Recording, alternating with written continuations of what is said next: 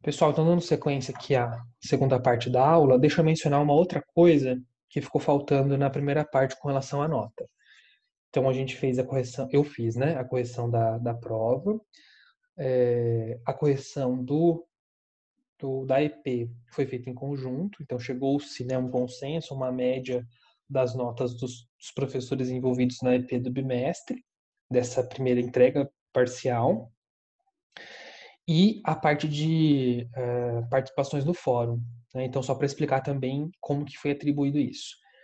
Foi pedido para que a gente atribuísse 2,5 na participação no fórum entre os dias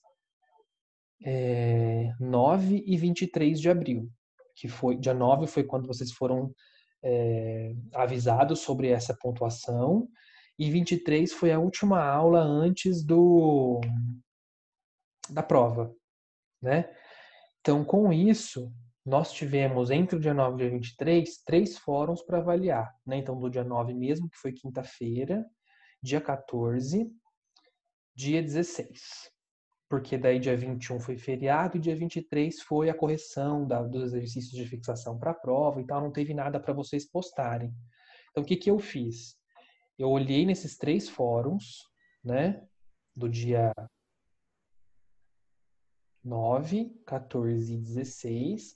Quem tinha participado entregue a atividade, não era só ter entrado e dado boa noite, tinha que fazer a entrega da atividade e atribuir esses 2,5. Então, quem participou dos três, teve os 2,5. Né? Quem entregou a atividade dos três. Quem participou de dois, eu peguei 2,5, dividi por 3 e aí multipliquei por 2. Quem participou de um, então ficou mais ou menos assim. Acho que quem participou de um fórum só, nesse intervalo, né, nesse período, ficou com acho que ponto 9, se eu não me engano, ponto 8. E quem fez dois, acho que 1,5, 1,7. E aí quem participou de todos 2,5. Tá? Só para dar uma satisfação para vocês também de como foi feito. A princípio, eu não tive nenhuma informação diferente.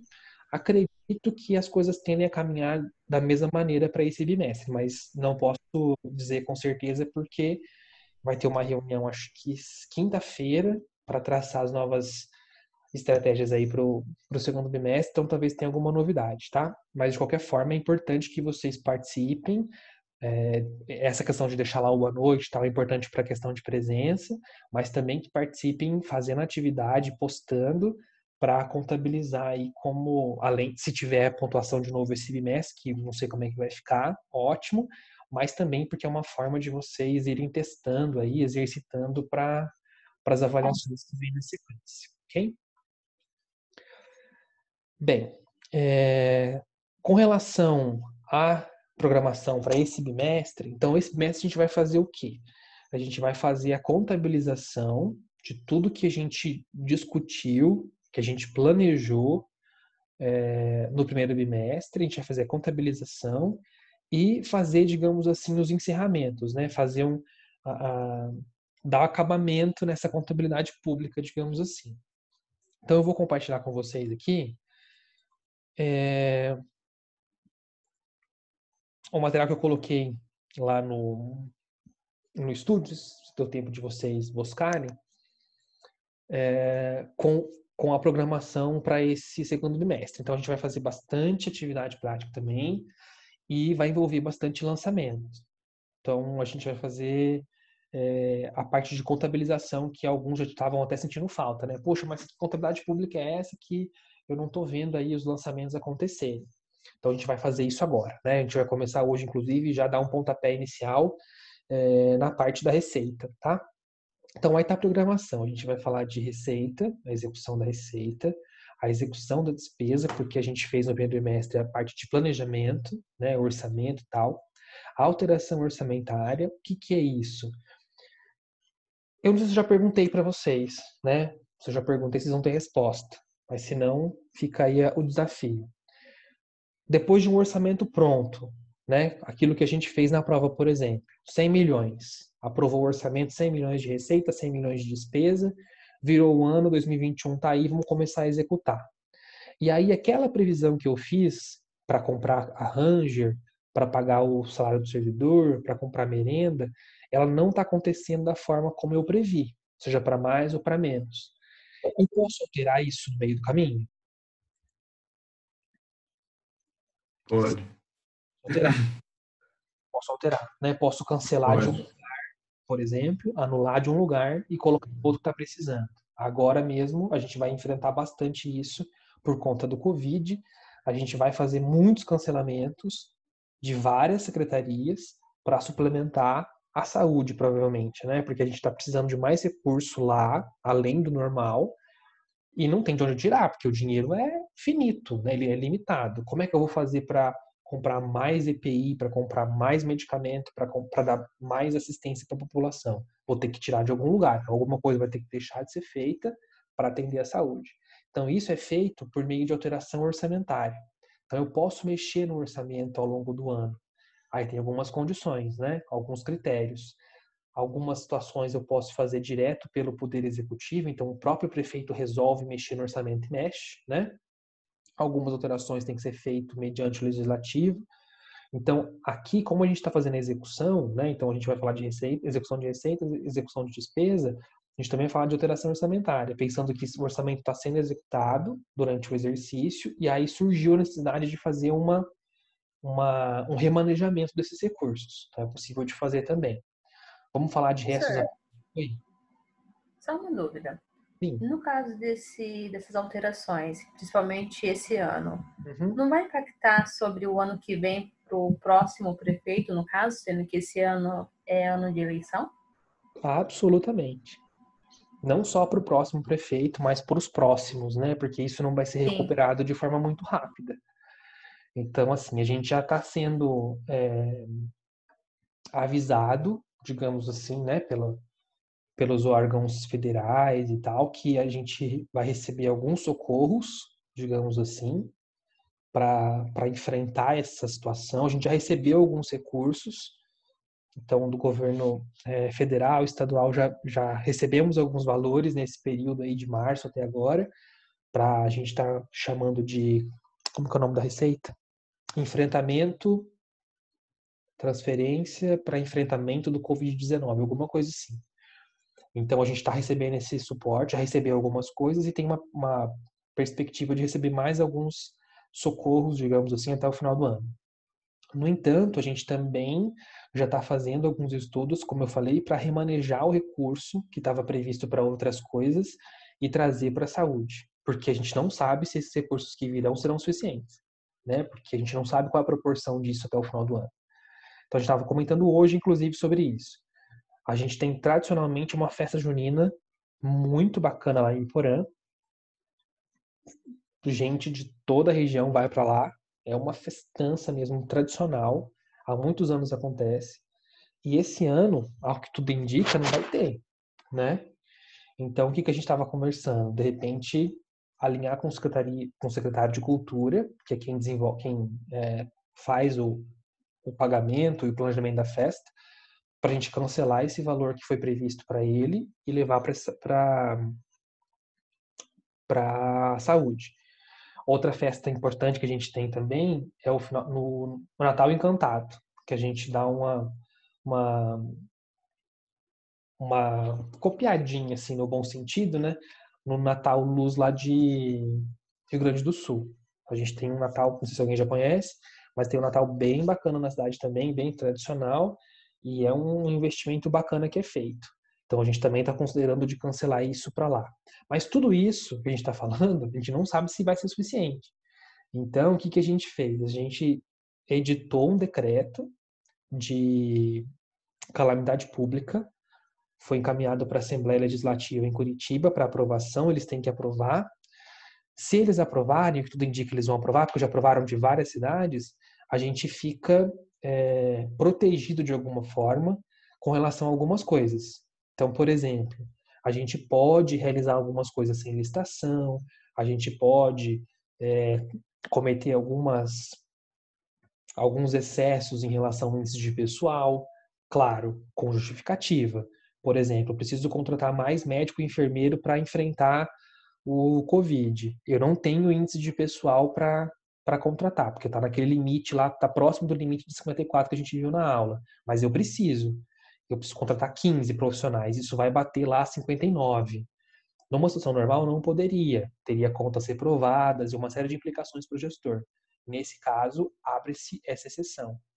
Então, certamente vai gerar um impacto para esse ano. E para o gestor seguinte, o que vai acarretar principalmente? Muitas das obras que a gente previu que ia fazer esse ano, a gente não sabe se vai fazer. Então, é possível que a gente entregue, né, o mandato. Não sei se esse gestor vai sair para reeleição, não sei ainda. Pode ser que ele saia, pode ser que ele vença, pode ser que não, enfim. Mas se entrar uma outra pessoa, possivelmente herde, né, algumas obras inacabadas, herde um gasto com pessoal, um índice de pessoal extrapolado, que ele vai ter que trabalhar para tentar voltar, herde uma situação orçamentária e financeira não muito equilibrada, né? Uma arrecadação em queda, porque o comércio ficou parado um bom tempo, agora voltou com algumas restrições. Se o comércio não funciona, não arrecada, não gera imposto, né? Então, tudo isso vai gerar implicação, sem dúvida nenhuma. Para esse ano ainda, mais fortemente, talvez assim, porque está mais próximo da gente, mas para os anos seguintes, com certeza.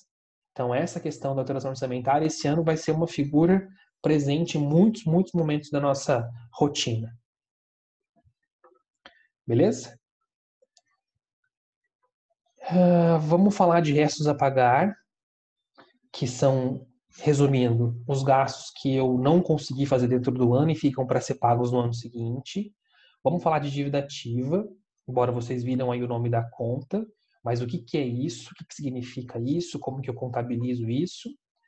E, por fim, a apuração do resultado do exercício. Assim como nas empresas, os órgãos públicos também apuram o seu resultado, também chegam no final do ano com um encerramento para dizer se aquele ano foi deficitário ou se ele foi superavitário. Então, a gente também encerra as contas de resultado, digamos assim, né, entre aspas. A gente também encerra as contas, apura quanto que ficou de despesa pendente para ser pago, quanto que tem de disponibilidade financeira no caixa, quanto que vai sobrar efetivamente para ser usado no ano seguinte, ou se não vai sobrar nada, enfim. A gente tem que apurar esse resultado também, gerar as demonstrações, como numa empresa privada normal, né? Então, a gente vai fazer esses lançamentos de encerramento também. Tá? Então, basicamente, essa é a nossa programação para o segundo bimestre. Tá? É isso que a gente vai discutir e a gente vai ramificando e abrindo esses conceitos mais gerais aqui para as próximas aulas. Tá? Eu vou começar hoje com vocês a parte da execução da receita. Né? Então, a gente vai dar início agora e aí depois a gente vai retomar isso lá na quinta-feira. Então, o registro da receita orçamentária ocorre no momento da arrecadação, conforme o artigo 35 da Lei 4.320, que é aquela lei famosona que eu falei para vocês, que está vigente ainda desde 64, né, que trata das finanças de orçamento público, tendo por objetivo evitar a execução da despesa orçamentária ultrapasse a arrecadação efetiva. Então, o registro da receita orçamentária, ele vai ocorrer quando arrecada, né? Então, quando a gente começa o ano, começa a arrecadar, é que há o registro da receita. Inicialmente, a gente faz somente a previsão. Por que a gente faz esse controle, né? Faz esse reconhecimento só pela arrecadação? Para evitar que eu gaste, que eu execute despesas orçamentárias além daquilo que efetivamente foi arrecadado. Então, esse é o principal intuito aí. Só dando uma recapitulada aqui, né? Que a gente acabou de ver. Quando a gente inicia o ano, né? Com a aprovação da lei orçamentária, da LOA, a gente faz isso aqui.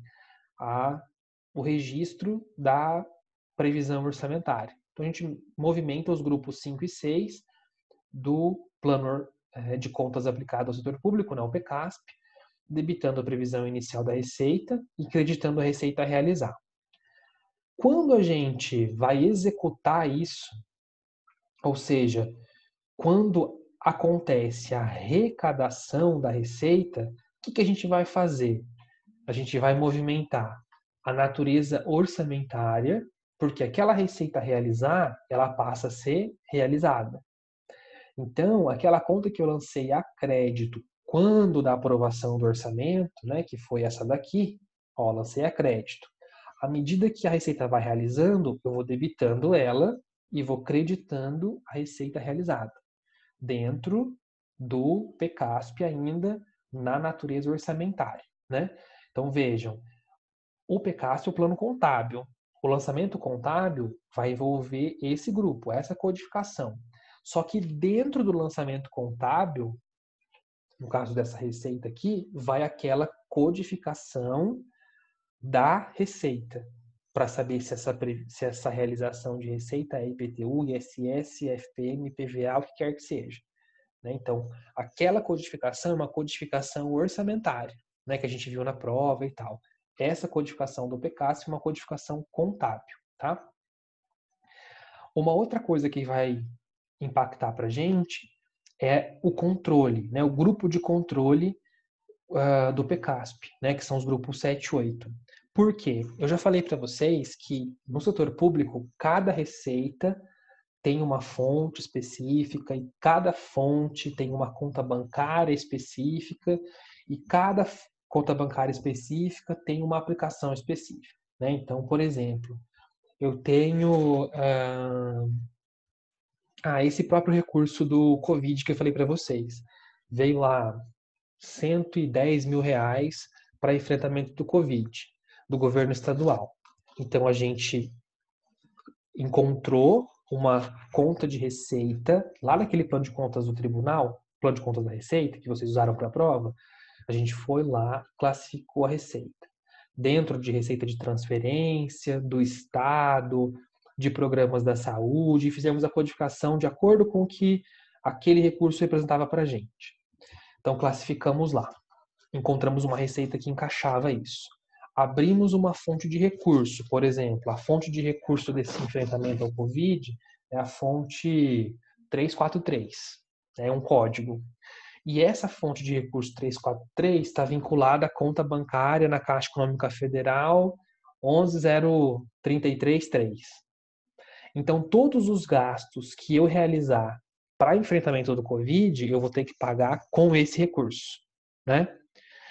Então, a receita orçamentária, ela tem essa necessidade de você controlar o recurso por fonte. Por isso que eu preciso movimentar também a natureza de controle, que são os grupos 7 e 8, para saber qual é a fonte que eu estou movimentando dessa receita que eu estou lançando. Né? Então, a gente vai debitar controle da disponibilidade de recursos, a disponibilidade por destinação de recursos, que a gente chama de DDR para facilitar. Então, a cada realização de receita que a gente lança, que a gente reconhece, o sistema precisa fazer isso aqui, por fonte, porque cada fonte tem a sua aplicação, seu controle separado.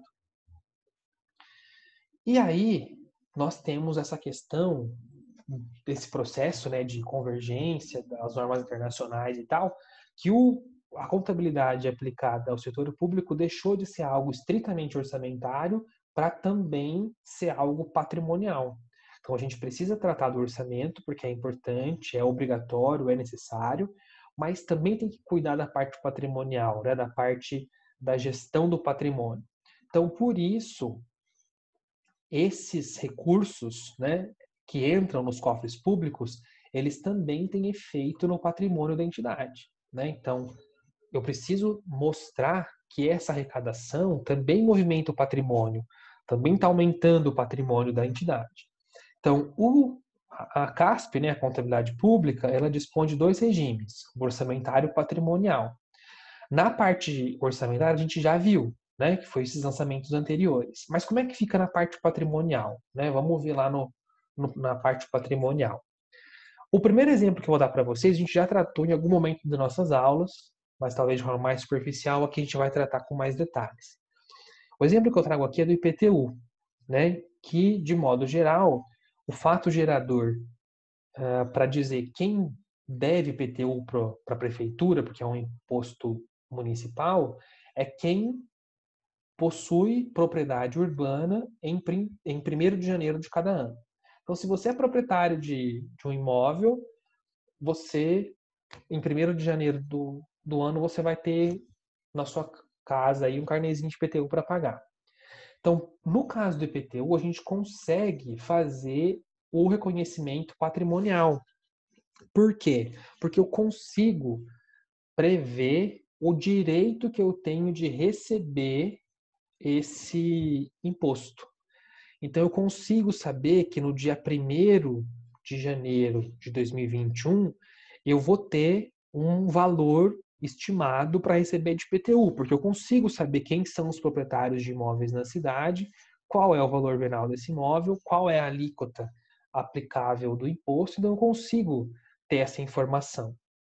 E aí, nesse caso, eu consigo gerar um direito, ou seja, eu consigo fazer um débito lá no ativo de direito de crédito tributário a receber, como se fosse uma duplicata a receber, como se fosse um cliente que está me devendo, né, e vai me pagar no futuro, aqui seria o contribuinte que está me devendo e vai me pagar no futuro, e creditar a conta de receita, que diz respeito à arrecadação de fato. Lá no grupo 4, nas variações patrimoniais aumentativas, nas VPAs. Então, quando eu faço isso, aumenta também a situação patrimonial da minha entidade. Então, provoca um aumento no ativo e, consequentemente, no estado do exercício. Por quê? Essa arrecadação vai para apuração do resultado, como se fosse uma receita. Então, ela vai para apuração do resultado, aumentando ele, inclusive, né, porque a arrecadação vai aumentar. E também gera reflexos no patrimônio com esse registro do direito a receber o IPTU dos meus contribuintes. Ok? Bom, até aqui, pessoal, não entrou dinheiro nenhum. A gente fez um monte de lançamento só para mostrar que no orçamento a gente tem essa situação que precisa ser reconhecida. Depois a gente tem, na parte patrimonial, o direito do IPTU a ser reconhecido, para daí então a gente falar que o dinheiro efetivamente entrou no caixa, que também é uma informação patrimonial. Por quê? Quando de fato o contribuinte vai lá no banco, na lotérica e recolhe o boleto do IPTU, por exemplo, esse dinheiro vai entrar para o caixa, para o banco da prefeitura, e eu vou tirar isso do meu direito a receber, porque eu já não tenho mais direito a receber todo aquele valor, porque ele pagou uma parte, né? Daquele montante de IPTU que foi lançado, à medida que eu vou recebendo o IPTU, eu vou dando entrada no banco e diminuindo o meu crédito, né? O meu crédito a receber lá no ativo. Então, quando a gente arrecada, né, a receita, quando acontece a arrecadação, a gente vai debitar lá no grupo 1 do PCASP a conta de caixa, equivalente de caixa, e creditar aquela conta que a gente lançou o direito a receber pelo IPTU, né? Esse lançamento, ele é necessário e possível quando eu tenho condição de avaliar esse crédito. Então, o IPTU é um caso clássico, eu consigo mensurar quanto de IPTU eu tenho para receber. É diferente, por exemplo, do ISS, que é tributado sobre o faturamento das empresas.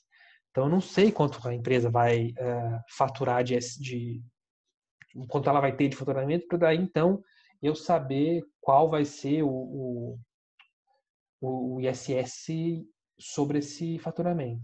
Então, em algumas receitas, a gente vai ver isso em outros exercícios, podem ficar tranquilos, essa fase do crédito tributário a receber, ela é suprimida, porque eu não tenho como prever com antecedência quanto eu tenho de crédito tributário a receber. A nível patrimonial, no orçamento é outra história, né? Mas a nível patrimonial, a gente não tem essa informação do ISS, por exemplo, como a gente tem do IPTU. Onde nós paramos?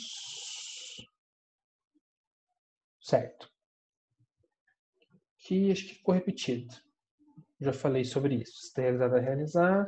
Já falei. Depois eu corrijo aqui para vocês com o mesmo slide.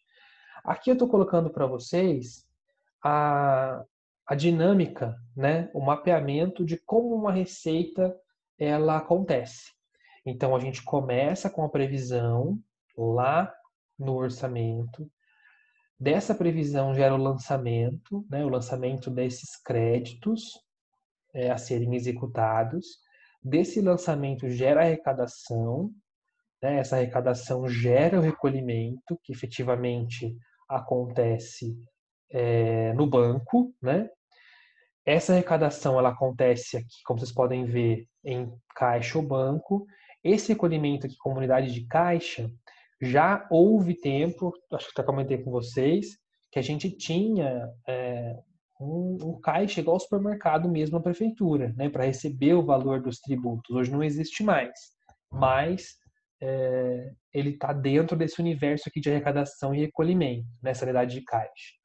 Tudo isso, essa informação da arrecadação do recolhimento, vai ser classificado por natureza de receita. Então, a gente vai dar aquela codificação que vocês viram do imposto de renda, do imposto sobre serviço, do IPTU, das transferências de ICMS, PVA, das operações de crédito, enfim. A gente vai fazer a codificação da natureza e, por fim, da destinação, né? Qual vai ser a fonte de recurso e para onde aquela receita vai ser destinada, onde ela vai ser aplicada, tá? Nós temos ainda algumas questões relacionadas às particularidades ou alguns poréns em relação à receita pública. E aqui eu chamo a atenção de vocês para esses elementos que vocês estão vendo aqui. Então, a gente tem as deduções legais. Então, se vocês lembrarem dos princípios orçamentários, nós temos os princípios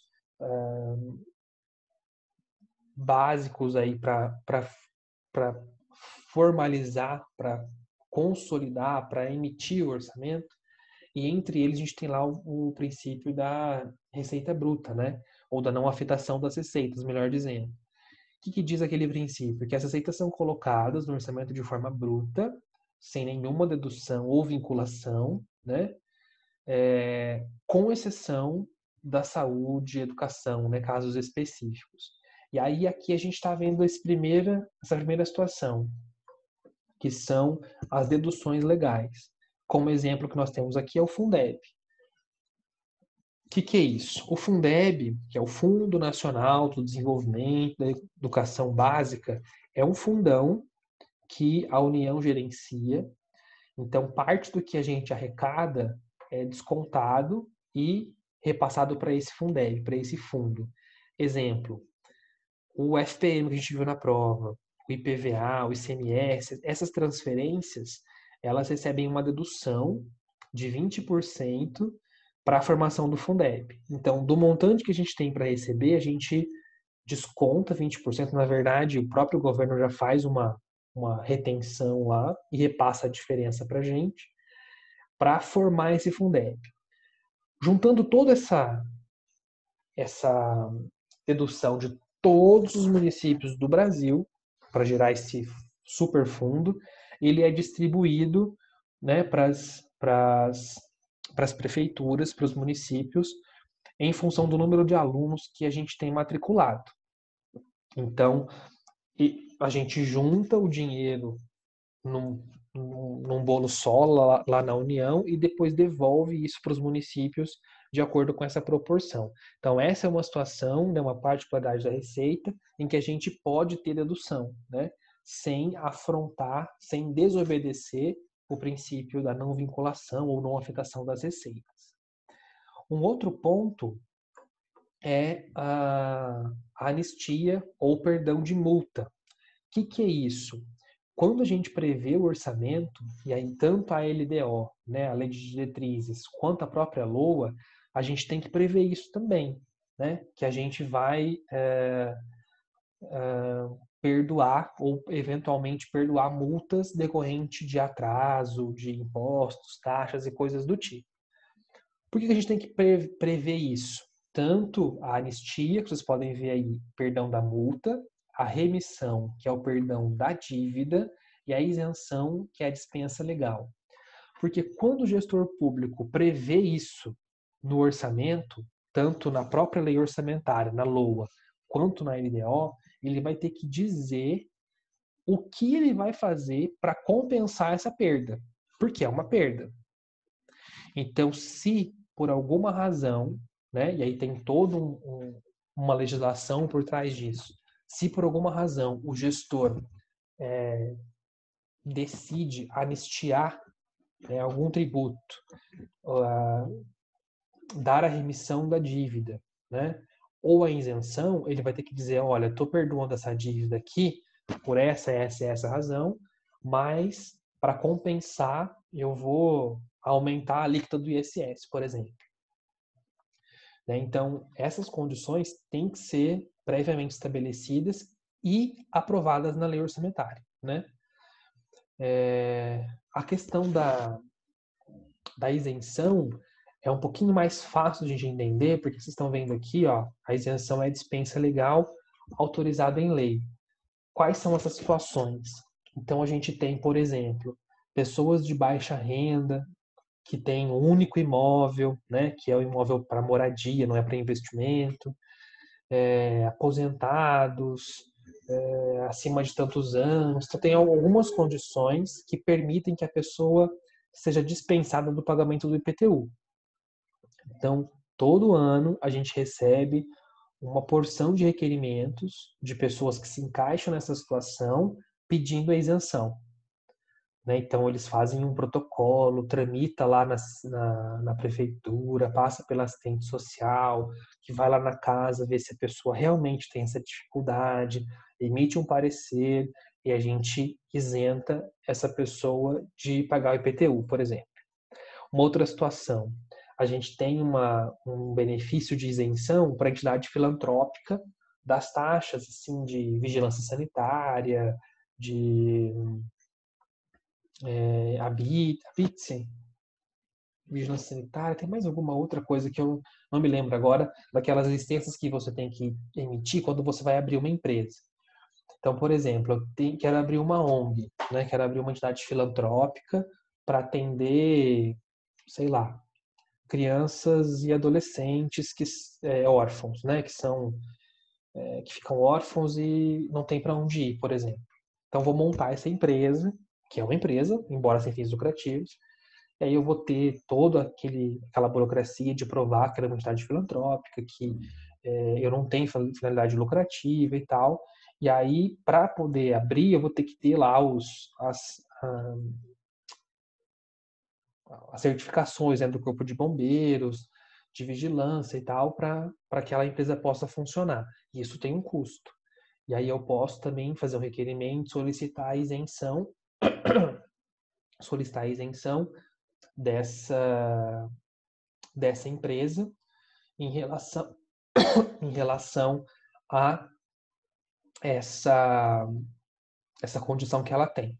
Né? Então, tudo isso é possível? É possível, mas o gestor vai ter que dizer que do valor que ele está dando de isenção, remissão ou anistia, ele vai compensar de alguma outra maneira, como eu falei. Vai aumentar imposto, vai melhorar a fiscalização, vai aumentar a alíquota, enfim, ele vai ter que, de alguma maneira, mostrar a fonte para suprir essa falta de recurso. Ok? Depois nós temos aqui, com relação à destinação, esse mesmo exemplo que eu mencionei um pouco antes, mas de uma forma mais detalhada, né? Então, das transferências constitucionais, o FPM, ICMS, IPVA e ITR, e aqui eu chamei de transferência constitucional, porque o FPM, o ICMS, o IPVA e o ITR está na Constituição, no texto constitucional, que ele precisa ser distribuído para os municípios. Né? Então, a gente recebe isso não porque o governo é bacana, é bonzinho, porque está na Constituição que tem que ser assim.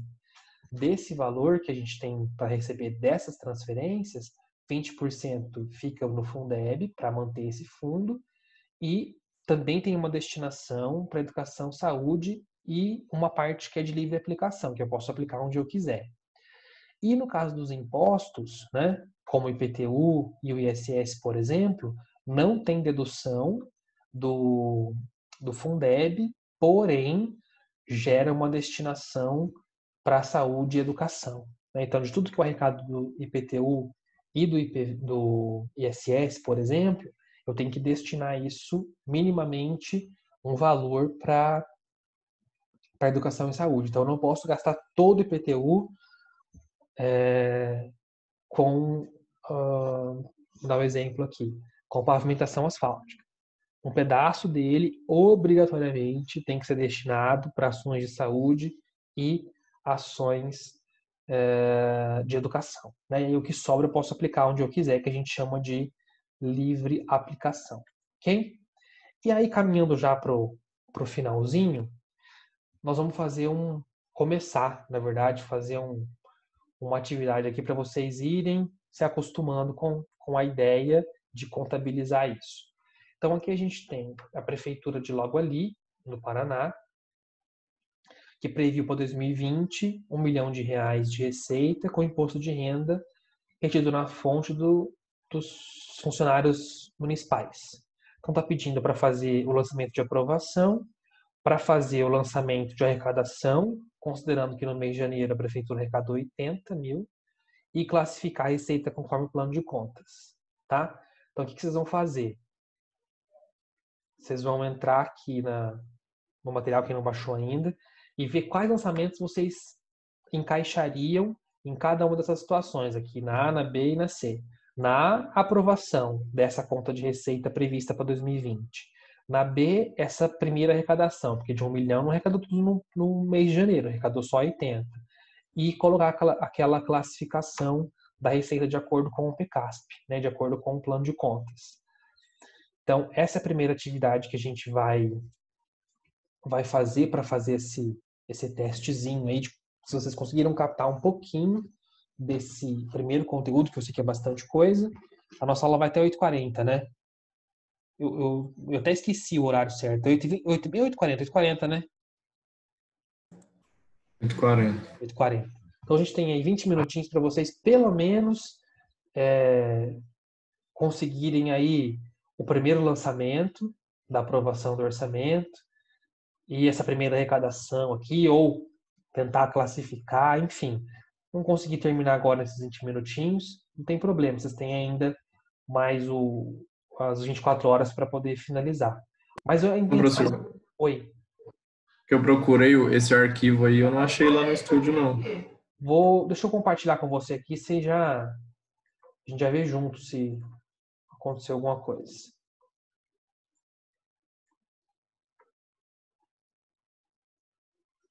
Vamos lá.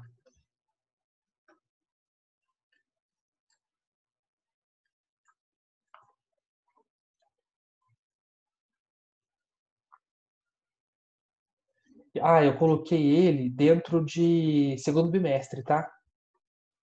Tá vendo aqui, ó? Ah, tá, entendi. É por isso. Isso. Eu coloquei para separar os materiais, não gerar confusão em vocês. Então, a partir de agora, vai ter tudo aqui, ó, nessa pastinha segundo bimestre, aqui, ó. Beleza? Bom, então vai interromper a gravação daqui um minutinho. Tô lá no fórum esperando vocês para tirar as dúvidas com relação a essa primeira atividade de aquecimento, digamos assim. Beleza, gente? Beleza. Obrigado e aguardo vocês lá, então. Beleza, falou, tchau. Tchau, tchau.